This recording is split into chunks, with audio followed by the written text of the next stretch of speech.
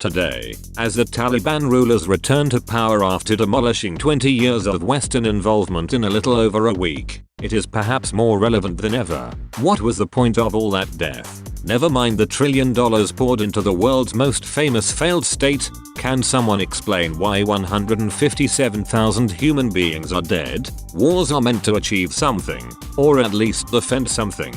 But what of Afghanistan? Joe Biden has announced that on the 11th of September this year, a date cynical to the point of absurdity, American and British soldiers will fly out of Kabul for the last time. There is nothing more cast iron guaranteed than that a Taliban, or some bastard offspring, will fill the vacuum with their famous brand of evil. A civil war looks almost certain. Schools will be closed again and women subjugated as the Taliban, or some version of Allah-based extremists, starts terrorizing the civilian population.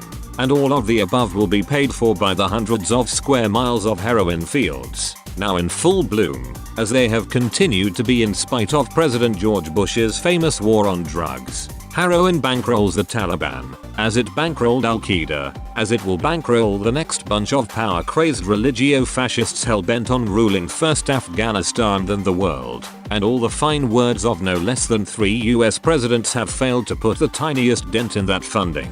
In truth they were never going to. We were peddled a lie. The fact is opium accounts for 1/3 the Afghan economy, well over 500,000 jobs depend on it, and Afghan heroin accounts for almost 100% of Europe's supply. When US and British forces invaded Afghanistan in October 2001, poppies were grown on around 285 square miles of farmland. The latest figures show opium being grown on 1,266 square miles of farmland. If there's a war on drugs, no wonder we are retreating.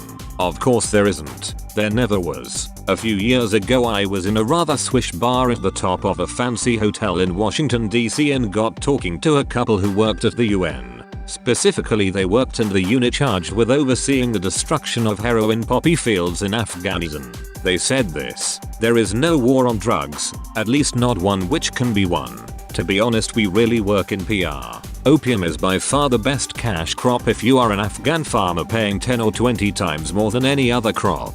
Which of us wouldn't do that? We've been at this for years and there is more heroin coming out of Afghanistan now than when Mr. Bush started his war on drugs all those years ago." It was a sobering moment on an otherwise decidedly merry evening.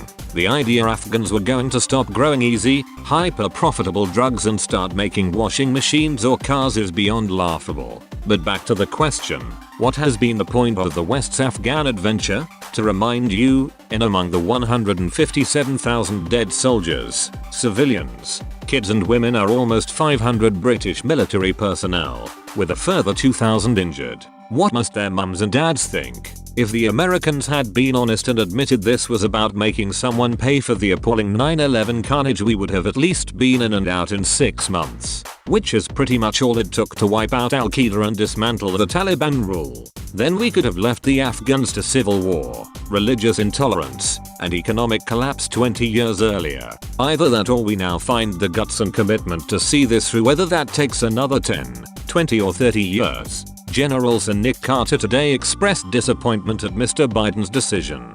Perhaps he knows better than anyone the chaos Afghanistan is about to descend into. Of course politics dictate he also try and diffuse matters, claiming the future may not be as bad as the naysayers suggest. But General Sir Nick, who has been very close to the training of the Afghan armed forces, was asked if those same armed forces could hold the country together.